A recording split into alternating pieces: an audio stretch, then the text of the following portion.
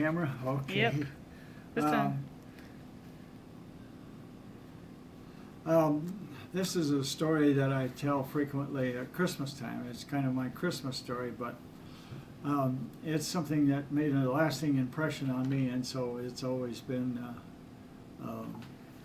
something that everybody, or not everybody, but I've told many times at Christmas because we have a new flock of kids coming along. They haven't heard it, so anyway, on December 25th in Seoul, Korea, 1945, I disembarked as a soldier to be stationed in a little town south of Seoul, Korea. Seoul, Korea is the capital of South Korea.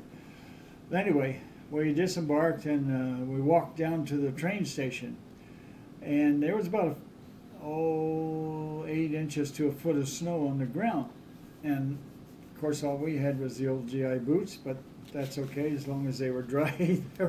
They were warm. But anyway, we went up to a train station, and there was just a big platform there, and that's where we formed our ranks and stood there in the snow. We were waiting for trucks to come and pick us up to take us on the trip, 180-mile trip to Kunsan, Korea. That's where we were going to be living for the next year or so. But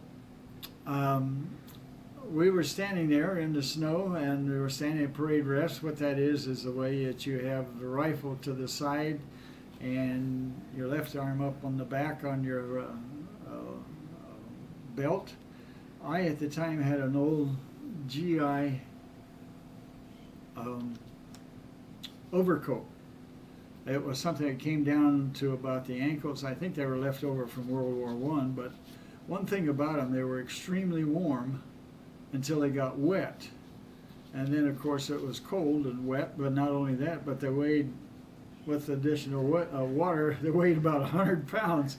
But that wasn't the case here today. I was warm and was standing at parade rest, and I was thinking, you know, I'd rather be someplace else on Christmas Day, but I'm here, and so forth and so on. And I felt something pulling on the left side of my coat, and I turned to look down, and here's a little girl about 2.5, 3 feet tall, not even 3 feet, maybe 2.5 feet tall, with a very thinly clad dress on, and not only just a thin dress, but she was barefooted.